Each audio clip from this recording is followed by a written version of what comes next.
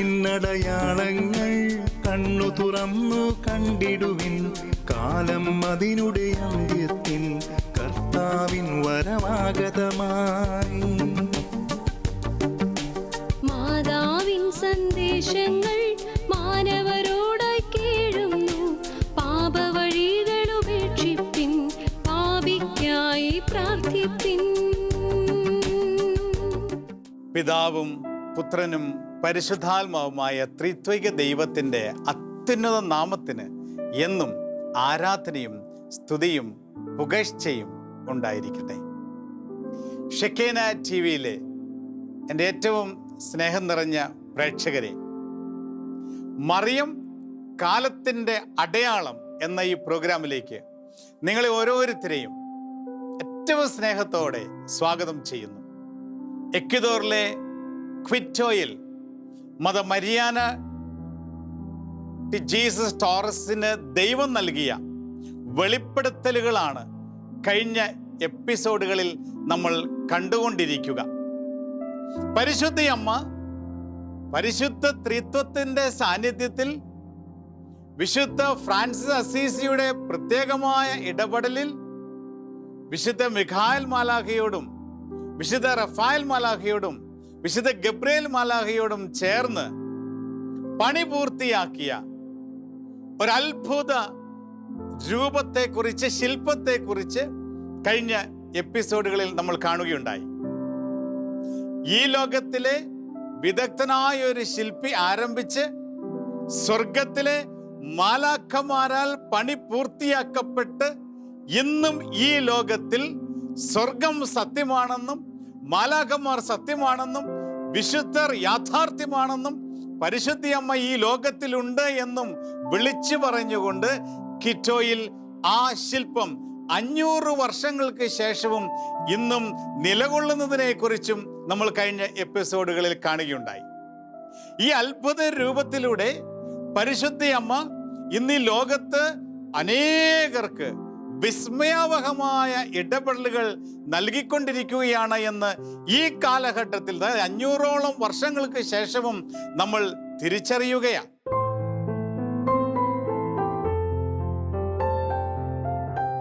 ക്വിറ്റോയിലെ പരിശുദ്ധ മറിയത്തിന്റെ അത്ഭുതകരമായ സാന്നിധ്യം ലോകം മുഴുവൻ അറിയാൻ ഇടയായി. വിജയമാതാവിന്റെ നൂറ്റാണ്ടുകളായുള്ള ഇടപെടലുകൾ ക്വിറ്റോയിലും ആഗോള വ്യാപകമായും തുടർന്നുകൊണ്ടിരുന്നു. മദർ മരിയാനയുടെ മിണ്ടാമഠത്തിലെ സന്യാസിനിമാർ വിജയമാതാവിന്റെ സന്ദേശങ്ങളുടെ പ്രചാരകരും സഭയ്ക്ക് വേണ്ടി പ്രത്യേകമാംവിധം പ്രാർത്ഥിക്കാൻ നിയോഗിക്കപ്പെട്ടവരുമായി. ഒരിക്കൽ ആശ്രമത്തിലെ ജോലി തിരക്കുകൾ ചെയ്തു തീർക്കാനായി പ്രാർത്ഥനാ സമയത്തിൽ വിട്ടുവീഴ്ച ചെയ്യാനൊരുങ്ങിയ സന്യാസിനിമാർ പരിശുദ്ധ അമ്മയോട് തങ്ങളുടെ ആലോചന പ്രാർത്ഥനാവേളയിൽ പങ്കുവച്ചു. എന്നാൽ പ്രാർത്ഥനയിൽ മുടക്കം വരുത്തരുതെന്നും ആശ്രമത്തിന്റെയും ഉദ്യാനത്തിന്റെയും ഭൗതിക കാര്യങ്ങൾ താൻ നോക്കിക്കൊള്ളാമെന്നും അമ്മ അവർക്ക് സന്ദേശം നൽകി. പ്രാർത്ഥന കഴിഞ്ഞിറങ്ങിയ സഹോദരിമാർ ഉദ്യാനത്തിലെ പണികളെല്ലാം ചെയ്തു കഴിഞ്ഞിരിക്കുന്നതായ അതിശയകരമായ കാഴ്ചയ്ക്കാണ് സാക്ഷ്യം വഹിച്ചത്. എന്നെ ഈ സംഭവത്തിന് സ്പർശിക്കുകയുണ്ടായ കാരണം, നമ്മൾ പരിശുദ്ധ അമ്മയെക്കുറിച്ച് ശ്രവിക്കുമ്പോഴും പരിശുദ്ധ അമ്മ ഇടപെടലൊക്കെ നമ്മൾ കേൾക്കുമ്പോഴൊക്കെ ചിലപ്പോൾ അത് നമ്മുടെ അനുദിന ജീവിതത്തിൽ പരിശുദ്ധ അമ്മയ്ക്ക് ഇടപെടാൻ സാധിക്കും എന്ന ഒരു ആഴമേറിയ ബോധ്യം നമ്മളിലേക്ക് കടന്നു വരുവാൻ ഒരുപക്ഷെ നമ്മൾ അനുവദിച്ചെന്നിരിക്കില്ല. എന്നാൽ ഇതുപോലെയുള്ള അനുഭവങ്ങൾ നമ്മൾക്ക് മനസ്സിലാക്കി തരുന്ന ഇപ്രകാരമാണ്. പരിശുദ്ധ അമ്മ വാക്കുകൊണ്ട് മാത്രമല്ല ശാരീരികമായി പോലും ഈ ലോകത്ത് നമ്മുടെ കൂടെ വസിച്ച് നമുക്ക് വേണ്ട കാര്യങ്ങൾ അമ്മ തന്നെ ഏറ്റെടുത്ത് പൂർത്തിയാക്കുന്ന അനുഭവം അമ്മ നൽകും എന്ന് ഇതുപോലുള്ള അനുഭവങ്ങൾ വ്യക്തമാക്കി തരികയാണ്.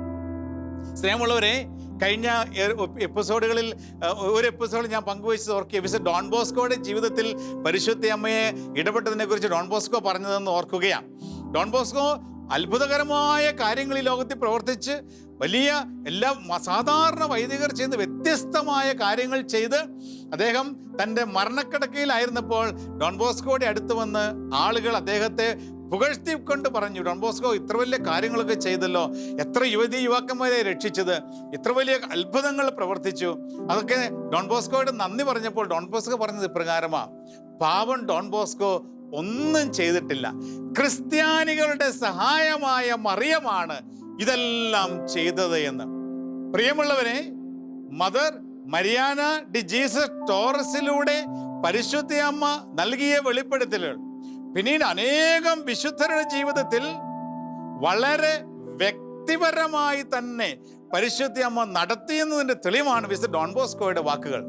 നമ്മൾ ജീവിക്കുന്ന ഈ കാലഘട്ടത്തിലും നമ്മൾ വലിയ പ്രതികൂലമായ സാഹചര്യങ്ങളുടെ കടന്നു പോകുമ്പോഴും ഇന്ന് ഈ ലോകത്തിൽ ദൈവമേ എപ്രകാരം ഈ കാലഘട്ടത്തെ അതിജീവിക്കുമെന്നൊക്കെ നമ്മൾ ചിന്തിച്ച് പകച്ചു നിൽക്കുമ്പോഴും വ്യക്തിപരമായി നമ്മുടെ ജീവിതത്തിൽ ഇടപെടുവാൻ പരിശുദ്ധ അമ്മ കൂടെയുണ്ട് എന്ന ആ ഒരു ധൈര്യമാണ് ഇന്ന് ക്വിറ്റോയിൽ നിന്നും പരിശുദ്ധ അമ്മ നമ്മൾക്ക് പകർന്നു നൽകുക. പ്രിയമുള്ള സഹോദരങ്ങളെ, പരിശുദ്ധ കന്യകാമറിയത്തിൻ്റെ ഈ ഇപ്രകാരമുള്ള വ്യക്തിപരമായ ഇടപെടലുകൾ ഇന്ന് നമ്മൾ ഏറ്റെടുത്ത് നമ്മുടെ ജീവിതങ്ങളെ ധൈര്യപൂർവം പരിശുദ്ധ അമ്മയ്ക്ക് സമർപ്പിച്ച് കഴിയുമ്പോൾ ഇതുപോലെയുള്ള അത്ഭുതങ്ങൾ അനുദിന ജീവിതത്തിൽ നമുക്കും നമ്മുടെ കുടുംബങ്ങളിലും അനുഭവിക്കുവാൻ സാധിക്കും എന്ന് ഇന്ന് ലോകത്ത് നമ്മൾ തിരിച്ചറിയുകയാണ്. കാരണം പരിശുദ്ധ അമ്മ, ഈശോയുടെ അമ്മ, നമ്മുടെ അമ്മയായി നമ്മോട് കൂടെ നമ്മുടെ കുടുംബങ്ങളിൽ, നമ്മുടെ ഇടവകകളിൽ, നമ്മുടെ ജോലി മേഖലകളിൽ ഒക്കെ വ്യക്തിപരമായി നടക്കുവാനും എടുക്കുവാനും സഹായിക്കുവാനും കൂടെ ഉണ്ട് എന്ന തിരിച്ചറിവ് പണ്ടത്തെ കഴിഞ്ഞും ഉപരിയായി ഈ കാലഘട്ടത്തിൽ, ഈ ദിവസങ്ങളിൽ നമ്മൾ മനസ്സിലാക്കുകയാണ്. നമ്മൾ ജീവിക്കുന്ന ഈ കാലഘട്ടത്തിൻ്റെ പ്രത്യേകത നമ്മൾ മനസ്സിലാക്കേണ്ടതിനെ കുറിച്ച് കഴിഞ്ഞ എപ്പിസോഡുകൾ നമ്മൾ കാണുകയുണ്ടായി. ഇത് ഞാൻ ചിന്തിച്ചു പോവുകയാണ് ഇപ്രകാരം: എന്തുകൊണ്ടാണ് പരിശുദ്ധ അമ്മ 4 നൂറ്റാണ്ടുകൾക്ക് മുൻപ് 20-21 നൂറ്റാണ്ടുകളിൽ മനുഷ്യന്റെ രക്ഷയ്ക്ക് വേണ്ട, നിത്യരക്ഷയ്ക്ക് വേണ്ട സന്ദേശങ്ങൾ ഈ കന്യാസ്ത്രീയിലൂടെ നൽകുക? എന്തുകൊണ്ട് 4 നൂറ്റാണ്ടുകൾക്ക് മുമ്പ് നമ്മുടെ ഈ കാലഘട്ടത്തെ കുറിച്ച് നമ്മുടെ രക്ഷയ്ക്ക് വേണ്ടിയുള്ള സന്ദേശങ്ങൾ നൽകി? എന്തുകൊണ്ട് 25-26 നൂറ്റാണ്ടുകൾക്കുള്ള സന്ദേശങ്ങളല്ല നൽകിയിരിക്കുന്നത്? എന്തുകൊണ്ട് പിന്നീട് വരുന്ന മറ്റ് നൂറ്റാണ്ടുകൾക്കുള്ള സന്ദേശങ്ങൾ നൽകിയില്ല? എന്തുകൊണ്ട് നമ്മളായിരിക്കുന്ന ഈ നൂറ്റാണ്ടിന് വേണ്ടിയുള്ള സന്ദേശങ്ങൾ നൽകുക? സഹോദരങ്ങളെ, അത് നമ്മൾ ജീവിക്കുന്ന ഈ കാലഘട്ടത്തിൻ്റെ പ്രത്യേകതയാണ്. സ്വർഗം ഈ കാലഘട്ടത്തിൽ, ഈ നൂറ്റാണ്ടുകളിൽ ഇടപെടാൻ പോകുന്ന ചില പ്രത്യേക സൂചനകളാണ് പരിശുദ്ധ അമ്മയിലൂടെ നമുക്ക് ലഭിക്കുക. ഈ നൂറ്റാണ്ടിൽ സ്വർഗം ഇടപെടാൻ പോകുന്ന ഇടപെടലുകൾ വ്യക്തമാകണമെങ്കിൽ ഈ നൂറ്റാണ്ടിന് വേണ്ടി പരിശുദ്ധ അമ്മ നൽകിയ സന്ദേശങ്ങൾ വ്യക്തമായി നമ്മൾ മനസ്സിലാക്കുകയും ഈ സന്ദേശങ്ങൾ എപ്രകാരമാണ് ഈ നൂറ്റാണ്ടിൽ നിറവേറിക്കൊണ്ടിരിക്കുന്നത് എന്ന് നമ്മൾ തിരിച്ചറിയുകയും ചെയ്യണം. പരിശുദ്ധ അമ്മയുടെ വളരെ സുപ്രധാനമായ സന്ദേശം നമുക്ക് വേണ്ടി, നമ്മുടെ ഈ നൂറ്റാണ്ടിന് വേണ്ടി 4 നൂറ്റാണ്ടുകൾക്ക് മുൻപ് മദർ മരിയാന ടോറസിലൂടെ വെളിപ്പെടുത്തിയ വളരെ സുപ്രധാനമായ സന്ദേശങ്ങൾ ഈ നാളുകളിൽ, ഈ ദിവസങ്ങളിൽ നമ്മുടെ ഈ ലോകത്ത്, നമ്മുടെ സമൂഹത്തിൽ നിറവേറിക്കൊണ്ടിരിക്കുന്നത് അത്ഭുതത്തോടെ നമ്മൾ കണ്ടുകൊണ്ടിരിക്കുക. പരിശുദ്ധ മറിയം 4 നൂറ്റാണ്ടുകൾക്ക് മുൻപ് മദർ മരിയാനയ്ക്ക് വെളിപ്പെടുത്തി. ആ നാളുകളിൽ അനേകർ രോഗീലേപനം എന്ന കൂദാശയെ നിസ്സാരവൽക്കരിക്കും. കുറെ മനുഷ്യർ ആ കൂദാശ സ്വീകരിക്കാൻ വിസമ്മതിക്കുകയും പാപത്തിൽ മരിക്കുകയും ചെയ്യും. ബന്ധപ്പെട്ടവരുടെ ശ്രദ്ധക്കുറവ് മൂലമോ രോഗത്തിൻ്റെ ഗൗരവം രോഗികളിൽ നിന്ന് മറയ്ക്കുന്നതിനു വേണ്ടിയോ കത്തോലിക്ക സഭയുടെ പഠനങ്ങളോടുള്ള നിഷേധാത്മകത മൂലമോ അങ്ങനെ രോഗികൾക്ക് ലഭിക്കേണ്ട നിസ്തുല കൃപകൾ നഷ്ടമാകും. എപ്രകാരമാണ് രോഗീലേപനം നൽകപ്പെടാതെ ഒരു സാഹചര്യം സൃഷ്ടിക്കപ്പെടുന്നത്? അതിന്റെ കാരണം ഇപ്രകാരമാ: അനേകർ മക്കൾ, ഒരുപക്ഷെ രോഗീലേപനം നൽകേണ്ട വൈദികർ പോലും ചില സാഹചര്യങ്ങളിൽ ബുദ്ധിയിൽ അന്ധകാരം നിറഞ്ഞ് രോഗീലേപനത്തിന്റെ ഗൗരവം മനസ്സിലാക്കാതെ ആ ചെയ്യേണ്ട ശുശ്രൂഷകളിൽ നിന്ന് പിന്മാറുന്ന ഒരു കാലഘട്ടം ഈ നൂറ്റാണ്ടിൽ വന്നു ചേരുമെന്ന് പരിശുദ്ധയമ്മ വെളിപ്പെടുത്തിക്കൊണ്ടായി. സഹോദരങ്ങളെ, അത് ഈ നൂറ്റാണ്ടിൽ നമ്മൾ കണ്ടുകൊണ്ടിരിക്കുകയാണ്. ചിലർ കുടുംബത്തിൽ പ്രായമായവർക്ക് രോഗീലേപനം നൽകുവാൻ മക്കൾക്ക് താല്പര്യമില്ല, കാരണം വിശ്വാസക്കുറവ്. ഇതിലൊക്കെ എന്തെങ്കിലും കാര്യമുണ്ടോ എന്ന് ചിന്തിക്കുകയാണ്. ഒരു രോഗീലേപനം ലഭിച്ചിട്ട് എന്താ ഇത്ര കാര്യം? ഒരു ഹോസ്പിറ്റലിലേക്ക് പോകുമ്പോഴോ അത്യാസന്ന നിലയിലായിരിക്കുമ്പോഴോ ഒരു വൈദികനെയൊക്കെ വിളിച്ച് രോഗീലേപനം കൊടുക്കുവാൻ ഒരു തീഷ്ണതക്കുറവ്, ഒരു താല്പര്യക്കുറവ് എന്ന് കാണുമ്പോൾ അതിന് പല കാരണങ്ങളുണ്ടാകാം. ഒന്നാമതൊരു കാരണം ഇപ്രകാരമാകാം. രോഗീലേപനം നൽകുമ്പോൾ ഒരു പക്ഷേ ഈ രോഗിക്ക് ഭയമുണ്ടാകുമോ?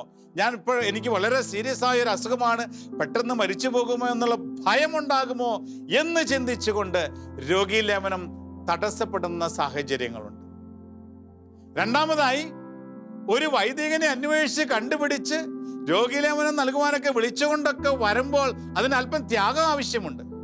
ഈ ത്യാഗം ഏറ്റെടുക്കുവാൻ സാധിക്കാതെ മക്കളും മരുമക്കളും ബന്ധുക്കളും ഒക്കെ ഇന്ന് വളരെ തിരക്കേറിയ ജീവിതത്തിലൂടെ കടന്നു പോകുമ്പോൾ ഇപ്രകാരമുള്ള കാര്യങ്ങളിൽ ശ്രദ്ധിക്കാനോ ഈ ആത്മാവിന് നിത്യരക്ഷയ്ക്കുള്ള വാതിൽ തുറന്നു കൊടുക്കുവാനോ സമയമില്ലാതെ സമയം കണ്ടെത്താൻ സാധിക്കാതെ പോകുന്ന സാഹചര്യങ്ങളുണ്ട്. വീണ്ടും സഹോദരങ്ങളെ, രോഗീലേപനം എന്ന കൂദാശ എന്തിനു സ്വീകരിക്കണം? സഭയിൽ എന്തിനു വിശ്വസിക്കണം? ഇതൊക്കെ സഭ ആവശ്യമില്ലാതെ ഉണ്ടാക്കിയിരിക്കുന്ന ചില കാര്യങ്ങളാണെന്നൊക്കെ ചിന്തിച്ച് എതിർചിന്തയോടുകൂടി സഭയെയും സഭാ കൂദാശകളെയും ബോധപൂർവം എതിർത്ത് ജീവിക്കുന്ന അനേകം മക്കൾ ഈ കാലഘട്ടത്തിൽ ഉണ്ടാകുമെന്നും പരിശുദ്ധ പ്രവചിക്കുകയുണ്ടായി. ഈ കാലഘട്ടം നമ്മളത് കണ്ടുകൊണ്ടിരിക്കുകയല്ലേ. സഭയെയും സഭയിലെ കൂദാശകളെയും മനഃപൂർവ്വം എതിർത്തുകൊണ്ട് സ്വർഗീയ കവാടത്തിന് വേണ്ടിയുള്ള വാതിലുകൾ മനുഷ്യാത്മാക്കൾക്ക് നേരെ കൊട്ടിയടയ്ക്കപ്പെടുന്ന സാഹചര്യത്തിലൂടെ നമ്മൾ ഈ കാലഘട്ടത്തിൽ കടന്നു പോവുകയും പരിശുദ്ധ അമ്മയുടെ 4 നൂറ്റാണ്ടുകൾക്ക് മുമ്പുള്ള പ്രവചനങ്ങൾ നിറവേറപ്പെട്ടുകൊണ്ടിരിക്കുന്നു. പ്രിയമുള്ളവരെ, പരിശുദ്ധ അമ്മയുടെ മറ്റൊരു വളരെ സുപ്രധാനപ്പെട്ട സന്ദേശം, വിവാഹമെന്ന കൂദാശ ഈ ലോകത്ത് അധിക്ഷേപിക്കപ്പെടുമെന്നുള്ളതാണ്. പരിശുദ്ധ മറിയം വീണ്ടും നമ്മുടെ തലമുറയെപ്പറ്റി പ്രവചിച്ചു. ആ നാളുകളിൽ വിവാഹം എന്ന കൂദാശ അധിക്ഷേപിക്കപ്പെടും. ക്രിസ്തുവും സഭയും തമ്മിലുള്ള ഐക്യത്തെ സൂചിപ്പിക്കുന്ന വിവാഹം മലിനമാക്കപ്പെടുന്ന വിധത്തിലുള്ള അധാർമിക നിയമങ്ങൾ ഫ്രീമേസണറി സംഘടനകൾ പ്രാബല്യത്തിൽ കൊണ്ടുവരും. ഇത് പാപത്തിലേക്കും ധാർമ്മിക വിരുദ്ധമായ സന്താനോൽപാദന ഉപാധികളിലേക്കും നയിക്കും. മതസൗഹാർദ്ദത്തിന്റെ പേരിൽ വിശ്വാസത്യാഗത്തിലേക്ക് നയിക്കുന്ന വിവാഹ ബന്ധങ്ങൾ സമൂഹത്തിൽ അംഗീകരിക്കപ്പെടും. സഹോദരങ്ങളെ, നമ്മുടെ ഈ കാലഘട്ടത്തിൽ നോക്കുമ്പോൾ നേരത്തെ യൂറോപ്പിലൊക്കെ അത് വ്യാപിച്ചു കഴിഞ്ഞു. ഇന്ത്യയിലേക്ക് ഇപ്പൊ കടന്നു വന്നിരിക്കുകയാ.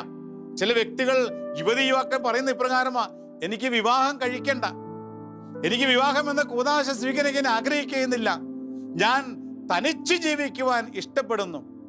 വിവാഹം എന്ന കൂദാശയുടെ പവിത്രതയിലേക്ക് കടന്നു വരുവാൻ അനേകർ മടിച്ചു നിൽക്കുന്ന ഈ അനുഭവത്തിലൂടെ ഈ കാലഘട്ടം, ഈ ലോകം ഇന്ന് കടന്നു പോവുകയാണ്. ഇനി സാത്താൻ വച്ചിരിക്കുന്ന മറ്റൊരു വലിയ കെണിയാണ് ഒന്നിച്ചുള്ള ജീവിതം. ഇന്ന് പല സംസ്കാരങ്ങളും അത് ഏറ്റെടുത്തിരിക്കുകയാണ്. ഇന്ന് പല യൂറോപ്യൻ രാജ്യങ്ങളിലും നമുക്ക് വിവാഹത്തിന് മുൻപ് ഏതാനും വർഷങ്ങൾ യുവാവ് യുവതി ഒന്നിച്ച് ജീവിച്ച് സന്താനങ്ങളെ ജനിപ്പിച്ചില്ലെങ്കിൽ അവരുടെ വിവാഹ ജീവിതം മുന്നോട്ട് കൊണ്ടുപോകാൻ സാധിക്കില്ല എന്ന് ചിന്തിച്ചുകൊണ്ട് വർഷങ്ങളോളം ഒന്നിച്ച് പാപ സാഹചര്യങ്ങളിൽ ജീവിച്ച് പിന്നീട് 5-6 കുഞ്ഞുങ്ങളൊക്കെ ആയതിനു ശേഷം വിവാഹത്തിലേക്ക് കടന്നു വരുന്ന സാഹചര്യങ്ങളുമുണ്ട്. പ്രിയമുള്ളവരെ, വിവാഹത്തിന്റെ ഗൗരവം, കൂദാശയുടെ ഗൗരവം, കുടുംബജീവിതത്തിന്റെ ഗൗരവം എല്ലാം ഈ ലോകത്തിൽ നിന്ന് ഉന്മൂലനം ചെയ്തുകൊണ്ട് പാപത്തിന്റെ വഴികളിലൂടെ, സുഖത്തിന്റെ വഴികളിലൂടെ സ്വർഗത്തിനെതിരായി നീങ്ങിക്കൊണ്ട് ഇന്ന് ലോകം മുന്നോട്ട് പോകുമ്പോൾ നാം തിരിച്ചറിയുകയാ, 4 നൂറ്റാണ്ടുകൾക്ക് മുമ്പ് ഇപ്രകാരം ഒരു കാലഘട്ടം ഈ ലോകത്തിൽ ഉണ്ടാകുമെന്ന് പരിശുദ്ധയമ്മ നൽകിയ വെളിപ്പെടുത്തലുകളെ കുറിച്ച്. പ്രിയമുള്ള സഹോദരങ്ങളെ, ഈ ലോകത്തെ ഈ കാലഘട്ടത്തിൽ അനേകം രാജ്യങ്ങൾ സ്വർഗ വിവാഹം നിയമവൽക്കരിച്ചു കഴിഞ്ഞു. സ്വർഗ വിവാഹം നമുക്കറിയാം, ഒരാണും തമ്മിലുള്ള വിവാഹം, ഒരു സ്ത്രീയും മറ്റൊരു സ്ത്രീയും തമ്മിലുള്ള വിവാഹം സ്വർഗത്തിൻ്റെ അനുഗ്രഹങ്ങൾക്കും പ്രബോധനങ്ങൾക്കും വിരുദ്ധമായി ബുദ്ധിയിൽ അന്ധകാരം നിറഞ്ഞ്, റോമാക്കാർക്ക് എഴുതിയ ലേഖനത്തിൽ നമ്മൾ കാണുന്നുണ്ടല്ലോ, ബുദ്ധിയിൽ അന്ധകാരം നിറഞ്ഞ് ഈ ജനം മുന്നോട്ട് പോകുമ്പോൾ അധമ വികാരങ്ങൾക്ക് ദൈവം അവരെ കൈവിട്ടുവെന്ന്. ദൈവമുള്ളവരെ, അതല്ലേ ഈ നൂറ്റാണ്ടിൽ നമ്മൾ കാണുക.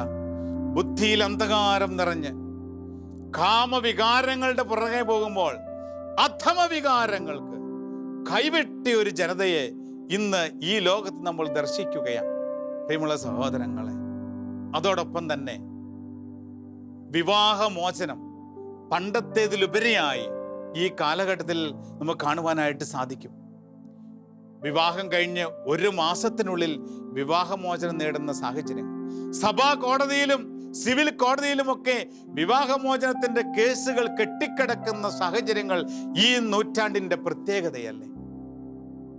പ്രിയമുള്ളവരെ, പരിശുദ്ധ അമ്മയുടെ സന്ദേശങ്ങൾ ഈ നൂറ്റാണ്ടിൽ തിരിച്ചറിഞ്ഞുകൊണ്ട്, പരിശുദ്ധ അമ്മയെ നൽകിയ സന്ദേശങ്ങൾ ഏറ്റെടുത്തുകൊണ്ട് ഈ നൂറ്റാണ്ടിൽ ജീവിക്കുന്ന നമ്മൾക്ക് ഈ ലോകത്തിന് വേണ്ടി പ്രാർത്ഥിക്കുകയും പരിത്യാഗം ചെയ്യുകയും മണിക്കൂറുകൾ ദൈവസന്നിധിയിലിരുന്ന് ത്യാഗം ചെയ്ത് ഈ ലോകത്തെ നമുക്ക് വേണ്ടിയും നമ്മുടെ സഹോദരങ്ങൾക്ക് വേണ്ടിയും പ്രാർത്ഥിക്കുവാനുള്ള ഒരു ഉത്തരവാദിത്വവും ക്രൈസ്തവരായ നമുക്ക് പരിശുദ്ധ അമ്മ നൽകിയിരിക്കുകയാണ്.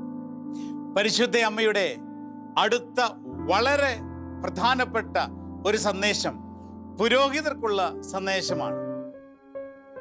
കർത്താവിന്റെ പുരോഹിതർ നേരിടാനിരിക്കുന്ന ദുരവസ്ഥയെപ്പറ്റിയും അമ്മ മുന്നറിയിപ്പ് നൽകി. പിശാച് കർത്താവിന്റെ ശുശ്രൂഷകരെ എല്ലാ വിധത്തിലും പീഡിപ്പിക്കുകയും ക്രൂരതയോടും സൂക്ഷ്മ ബുദ്ധിയോടും കൂടി തങ്ങളുടെ വിളിയിൽ നിന്നും അവരെ വ്യതിചലിപ്പിക്കാൻ പരിശ്രമിക്കുകയും അനേകരെ ദുഷിപ്പിക്കുകയും ചെയ്യും. ദുഷിപ്പിക്കപ്പെട്ട പുരോഹിതർ മറ്റു പുരോഹിതരുടെ ഇടയിൽ സഭയോട് വിദ്വേഷം വളർത്താൻ പ്രേരിപ്പിക്കും. സാത്താന്റെ പ്രകടമായ ഈ വിജയം മൂലം സഭയിലെ നല്ല പുരോഹിതർ ഏറെ സഹിക്കേണ്ടി വരും.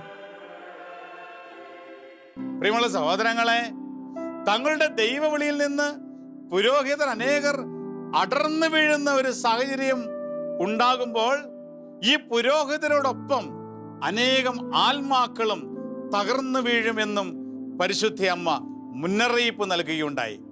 പിന്നീട് പരിശുദ്ധ അമ്മ നൽകിയ മുന്നറിയിപ്പ് വളരെ വളരെ ഗൗരവത്തോടെ നമ്മൾ എടുക്കേണ്ടതാണ്. ഇപ്രകാരം ദുഷിപ്പിക്കപ്പെട്ട വൈദികർ മറ്റുള്ളവരുടെ ഇടയിൽ സഭയെക്കുറിച്ചും യേശുക്രിസ്തുവിനോട് ഐക്യപ്പെട്ടു നിൽക്കുന്ന മറ്റു വൈദികരെ കുറിച്ചുമൊക്കെ അപവാദങ്ങൾ പ്രചരിപ്പിക്കുകയും സഭയുടെ ശത്രുക്കൾക്ക് സഭയെ അടിക്കുവാനുള്ള അനേകം സാഹചര്യങ്ങൾ ഇട്ടുകൊടുക്കുകയും ചെയ്യുമെന്നും പരിശുദ്ധ അമ്മ പ്രവചിക്കുകയുണ്ടായി. പ്രിയമുള്ളവരെ, ഇപ്രകാരമുള്ള സന്ദേശങ്ങൾ ആനുകാലിക സംഭവങ്ങളിലൂടെയൊക്കെ നമ്മൾ കണ്ടുകൊണ്ടിരിക്കുമ്പോൾ ഭയപ്പെടുന്നതിന് പകരം തീഷ്ണതയോടുകൂടി പ്രാർത്ഥിക്കുവാനുള്ള വിളിയാണ് ഈ കാലഘട്ടത്തിൽ നമ്മൾ സ്വീകരിക്കുക.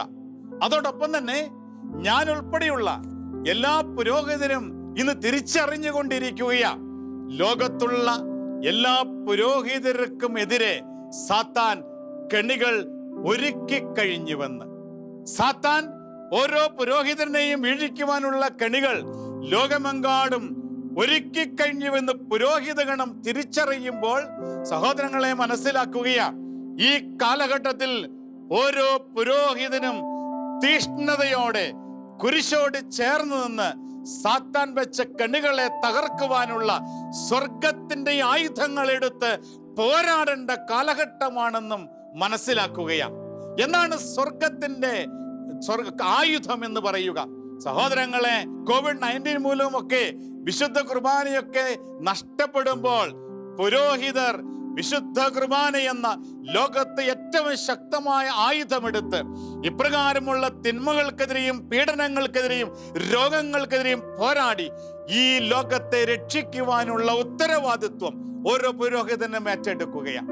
സഹോദരങ്ങളെ, ഒപ്പം ദൈവം നൽകിയ വചനം, തിരുവചനം ഏറ്റെടുത്തുകൊണ്ട് ഈ ലോകത്ത് ലോക്ക്ഡൌണിലൂടെയൊക്കെ കടന്നു പോകുമ്പോൾ മറ്റു കാര്യങ്ങളിലേക്ക് ശ്രദ്ധ തിരിക്കാതെ വചനം കയ്യിലെടുത്ത് വചനം വായിച്ച് ആത്മാവിന്റെ വാളായ വചനം സ്വായത്തമാക്കി വചനത്തിലൂടെ സാത്താൻ വച്ചിരിക്കുന്ന കെണികൾ ഓരോ പുരോഹിതനും തകർത്തുകൊണ്ട് ലോകത്തെ രക്ഷിക്കുവാനുള്ള വിളി ഏറ്റെടുക്കുകയാണ്. പ്രിയമുള്ളവരെ, ഇന്ന് അനേകർക്ക്, സാധാരണ ജനങ്ങൾക്ക് ദേവാലയത്തിലേക്ക് കടന്നു വന്ന് ദിവ്യകാരുണ്യത്തെ ആരാധിക്കുവാൻ തടസ്സമുണ്ട്. എന്നാൽ പുരോഹിതർക്ക് അപ്രകാരമുള്ള ഒരു തടസ്സമില്ല. ഒരു പുരോഹിതന്റെ ദേവാലയത്തിൽ, ഒരാശ്രമത്തിൽ എവിടെ പുരോഹിതനുണ്ടോ അവിടെ ദിവ്യകാരുണ്യം എഴുന്നള്ളിച്ച് വെച്ച് മണിക്കൂറുകൾ ദിവ്യകാരുണ്യത്തിന്റെ മുൻപിലിരുന്ന് ഈ ലോകത്തിന് വേണ്ടി പരിഹാരം ചെയ്ത് പ്രാർത്ഥിക്കുവാൻ വിളിക്കപ്പെട്ടിരിക്കുന്നവനാണ് പുരോഹിതനെന്ന് ഈ കാലഘട്ടത്തിൽ ഓരോ പുരോഹിതരും തിരിച്ചറിയുകയാണ്. പ്രിയമുള്ള സഹോദരങ്ങളെ, സാത്താൻ പുരോഹിതർക്കിടയിൽ വിതച്ചിരിക്കുന്ന മറ്റൊരു കെണിയാണ് ഒരുപാട് സമയം ദിവ്യകാരുണ്യത്തിന്റെ മുമ്പിൽ ഇരിക്കണം, എന്തെല്ലാം കാര്യങ്ങൾ ചെയ്യാനുണ്ട്, ഓൺലൈനിലൂടെ എന്തെല്ലാം കാര്യങ്ങൾ ശുശ്രൂഷ ചെയ്യാൻ സാധിക്കും. തീർച്ചയായിട്ടും ഓൺലൈനിലൂടെ ഒരുപാട് കാര്യങ്ങൾ ചെയ്യാൻ സാധിക്കും. എന്നാൽ സമയം മുഴുവനും ഓൺലൈൻ ശുശ്രൂഷകൾക്ക് ചെലവഴിച്ച് ദിവ്യകാരുണ്യത്തിന്റെ മുമ്പിൽ ഇരിക്കുവാനോ, വിശുദ്ധ ഗ്രന്ഥം വായിച്ച് ധ്യാനിക്കുവാനോ, വിശുദ്ധ കുർബാനയർപ്പിച്ച് അനേകരെ രക്ഷിക്കുവാനോ സമയം കണ്ടെത്തുവാൻ സാധിക്കാതെ പ്രോഗ്രാമുകളുടെ പുറകെ പോകേണ്ടവനല്ല പുരോഹിതനെന്നും ബലിക്കല്ലിൽ കെട്ടിയിട്ട് ദിവ്യകാരുണ്യത്തിന്റെ മുന്നിൽ മണിക്കൂറുകൾ ചിലവഴിച്ച് മുട്ടുമേൽ തഴമ്പെടുത്ത് ഈ ലോകത്തിന് വേണ്ടി പരിഹാരം ചെയ്യേണ്ട പുരോഹിത ശുശ്രൂഷയാണ് ഇനി ഈ നൂറ്റാണ്ടിൽ ആരംഭിക്കേണ്ടതെന്നും പരിശുദ്ധയമ്മയുടെ സന്ദേശങ്ങളിൽ നിന്ന് ഓരോ പുരോഹിതർ തിരിച്ചറിയുകയാണ്. സഹോദരങ്ങളെ, വിശുദ്ധ മരിയ ജോൺ വിയാനി പുണ്യാളൻ ഇപ്രകാരം പറഞ്ഞിട്ടുണ്ടല്ലോ, ഈ ലോകത്ത് ആരെങ്കിലും സഭയെ തകർക്കുവാൻ ശ്രമിക്കുകയാണെങ്കിൽ അവൻ ആദ്യം ആക്രമിക്കുന്നത് പുരോഹിതരെയായിരിക്കുമെന്ന്. ഒരു പുരോഹിതൻ വീണാൽ ആ ഇടവക മുഴുവനും സാത്താന്റെ പുറകെ പോകും. ഒരു പിതാവ് വീണാൽ ആ രൂപത മുഴുവനും സാത്താന്റെ പുറകെ പോകാൻ സാധ്യതകളുണ്ട്. അതുകൊണ്ട് വിശുദ്ധ മരിയ ജോൺ വിയാനി പുണ്യാളൻ നമ്മൾക്ക് ഓരോരുത്തർ നൽകുന്ന ഒരു മുന്നറിയിപ്പാണിത്. സഭയെ ആരെങ്കിലും തകർക്കുവാൻ പരിശ്രമിക്കുന്നുണ്ടെങ്കിൽ അവൻ ആദ്യം ആക്രമിക്കുക പുരോഹിതരെയായിരിക്കുമെന്ന്. സാത്താനും അവന്റെ സംഘങ്ങളും സഭയെ തകർക്കാൻ കിണഞ്ഞ് പരിശ്രമിക്കുമ്പോൾ സഹോദരങ്ങളെ, നിങ്ങൾ പുരോഹിതർക്ക് വേണ്ടി പ്രാർത്ഥിക്കണം. പുരോഹിതരെ തിരിച്ചറിഞ്ഞ് സഭയിൽ ദൈവം നൽകിയിരിക്കുന്ന ആയുധങ്ങൾ എടുത്ത് യുദ്ധം ചെയ്ത് നമ്മൾ ഈ കാലഘട്ടത്തെ അതിജീവിക്കണം. പ്രിയമുള്ള സഹോദരങ്ങളെ, പരിശുദ്ധ അമ്മ നൽകിയിരിക്കുന്ന മറ്റൊരു വളരെ പ്രസക്തമായ സന്ദേശമാണ് സഭയിൽ വിഷാദത്തിന്റെ ആത്മാവ് ഉടലെടുക്കുമെന്നും പുരോഹിതരുടെ ഇടയിലും സഭാമക്കളുടെ ഇടയിലും വിഷാദത്തിന്റെ ആത്മാവ് ഉണർന്നു വന്ന് അനേകരെ വിഷാദ രോഗത്തിന് അടിമകളാക്കുമെന്ന്. വിഷാദ രോഗത്തിന് അടിമകളായി മാറുന്ന വൈദികരും സന്യസ്തരും അൽമായരും സഭയിലുള്ള മറ്റുള്ളവരും ഒക്കെ ഒരുപക്ഷെ ആത്മഹത്യ എന്ന കൊടിയ പാപത്തിന് അടിമപ്പെടുവാനുള്ള സാധ്യതയെക്കുറിച്ചും പരിശുദ്ധ അമ്മയുടെ സന്ദേശങ്ങളിൽ നിന്ന് നമ്മൾ മനസ്സിലാക്കുകയാണ്. അത് ഈ നൂറ്റാണ്ടിന്റെ ഒരു പ്രത്യേകതയാണ് എന്ന് പരിശുദ്ധ അമ്മയുടെ സന്ദേശങ്ങൾ നമ്മൾ തിരിച്ചറിയുമ്പോൾ സഹോദരങ്ങളെ മനസ്സിലാക്കണം, ഈ കാലഘട്ടത്തിൽ എത്രമാത്രം തീഷ്ണതയോടുകൂടി ഉണർന്നിരുന്ന് നമ്മൾ പ്രാർത്ഥിക്കണമെന്ന് കണ്ടുകൊണ്ടിരിക്കുകയല്ലേ. നമ്മുടെയൊക്കെ ഈ ആനുകാലിക അനുഭവങ്ങളിലൂടെ സംഭവങ്ങളിലൂടെ വിഷാദത്തിൻ്റെ ദുരാത്മാവ് ബാധിച്ച് ആത്മഹത്യയിൽ പോലും എത്തിക്കുന്ന സമർപ്പിക്കപ്പെട്ട ജീവിതങ്ങളും മറ്റനേകം ശുശ്രൂഷകരും. പ്രിയമുള്ളവരെ, ഇത് ഈ കാലഘട്ടത്തിൻ്റെ ആവശ്യമാണ്. ഇപ്രകാരമുള്ള ആനുകാലിക സംഭവങ്ങൾ ഉണ്ടാകുമ്പോൾ നമ്മൾ മാറി നിൽക്കേണ്ടവരല്ല, മറിച്ച് ശക്തിയോടുകൂടി സഭയിലെ ആത്മീയ ആയുധങ്ങൾ ഉപയോഗിച്ച് പോരാടുവാനുള്ള ഒരു ഉൾവിളി കൂടിയ ഈ കാലഘട്ടത്തിൽ ഏറ്റെടുക്കുക. പ്രിയമുള്ളവരെ, പരിശുദ്ധ അമ്മ നൽകിയ മറ്റൊരു സന്ദേശമാണ് നമ്മൾ ജീവിക്കുന്ന ഈ നൂറ്റാണ്ടിൽ കുട്ടികളെയും യുവാക്കളെയും ഉപയോഗിച്ച് സാത്താൻ കൂദാശകളെ അവഹേളിക്കുമെന്നും അനേകർ കൂദാശയിലേക്ക് കടന്നു വരാതെ കൂദാശകൾ ഉപേക്ഷിച്ച് ജീവിക്കുമെന്നുമുള്ള സന്ദേശം. പ്രിയമുള്ളവരെ, സീറോ മലബാർ സഭയിൽ മൃതസംസ്കാരത്തിന്റെ അവസാന നിമിഷങ്ങളിൽ സെമിത്തേരിയിൽ വെച്ച് വൈദികൻ പ്രാർത്ഥിക്കുന്ന ഒരു പ്രാർത്ഥനയുണ്ട്. അത്യുന്നതനായ ദൈവത്തിന്റെ വിധിയുടെ സിംഹാസനത്തിന് മുമ്പിൽ നീ നിൽക്കുമ്പോൾ സഭയിൽ നീ സ്വീകരിച്ച ദിവ്യകൂദാശകൾ നിനക്ക് ശക്തി നൽകട്ടെ എന്ന്. അതൊരു തിരിച്ചറിവാണ്. സഭയിൽ നമുക്ക് കൂടെ കൂടെ സ്വീകരിക്കാൻ സാധിക്കുന്ന കൂദാശകൾ കൂടെ കൂടെ സ്വീകരിച്ചുകൊണ്ട് ജീവിക്കണമെന്നും, അത്യുന്നതനായ ദൈവത്തിന്റെ വിധിയുടെ സിംഹാസനത്തിന് മുമ്പിൽ നമ്മൾ നിൽക്കുമ്പോൾ ഈ ലോകത്തിന്റെ ഒരു കൂട്ടുകെട്ടോ, ഈ ലോകത്തിൽ നമ്മൾ നേടിയ ജ്ഞാനവോ, ഈ ലോകത്ത് നമ്മൾ നേടിയ പേരോ പെരുമയോ ഒന്നും നമുക്ക് ശക്തി നൽകിയില്ല എന്നും, സഭയിൽ നമ്മൾ സ്വീകരിച്ച ദിവ്യ കൂദാശകൾ മാത്രമേ അവിടെ നമ്മളെ ശക്തിപ്പെടുത്തുകയുള്ളൂ എന്നും തിരിച്ചറിയുമ്പോൾ ഇന്ന് സാത്താൻ കൂദാശകളിൽ നിന്ന് അനേകരെ അകറ്റുന്ന സാഹചര്യങ്ങൾ പരിശുദ്ധി അമ്മ നേരത്തെ തന്നെ വെളിപ്പെടുത്തി തന്നിരിക്കുകയാണ്. സഹോദരങ്ങളെ, ഇപ്രകാരം സഭയുടെ ഒരു അന്ധകാരം നിറഞ്ഞ ഒരു കാലഘട്ടത്തിലൂടെ കടന്നു പോകുമ്പോൾ പരിശുദ്ധ ഇപ്രകാരം വെളിപ്പെടുത്തി, സംസാരിക്കേണ്ടവർ നിശബ്ദരായി മാറുമെന്ന്. ശബ്ദമുയർത്തേണ്ടവർ നിശബ്ദരായി മാറുന്ന കാലഘട്ടം സൃഷ്ടിക്കപ്പെടും.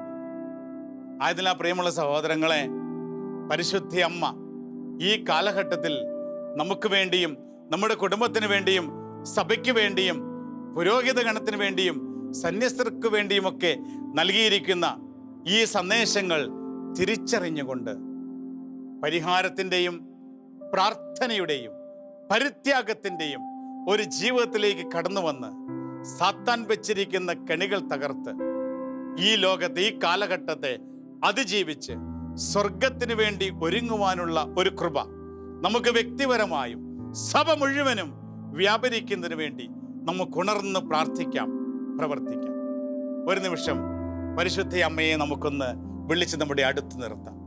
ക്വിറ്റോയിൽ ഈ നൂറ്റാണ്ടിന് വേണ്ടിയുള്ള സന്ദേശങ്ങൾ 4 നൂറ്റാണ്ടുകൾക്ക് മുമ്പ് ഒരു ബലിയാത്മാവിലൂടെ നൽകിയ പരിശുദ്ധ അമ്മയെ, മാതാവേ, ഈ കാലഘട്ടത്തിൽ ജീവിക്കുന്ന നമ്മോടുള്ള അതിയായ സ്നേഹം മൂലമാണല്ലോ നൂറ്റാണ്ടുകൾക്ക് മുൻപ് ഒരു ബലിയാത്മാവിനെ തിരഞ്ഞെടുത്ത് നമുക്ക് വേണ്ടി ത്യാഗം ചെയ്ത് പരിഹാരം ചെയ്ത് നമ്മളെ നിത്യരക്ഷയ്ക്ക് വേണ്ടി ഒരുക്കിക്കൊണ്ടിരിക്കുക.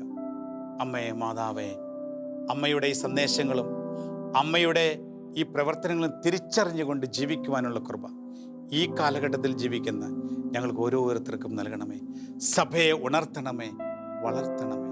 സഭാ ശുശ്രൂഷകരെ അമ്മയുടെ വിമല ഹൃദയത്തിൽ സംരക്ഷിക്കണമേ.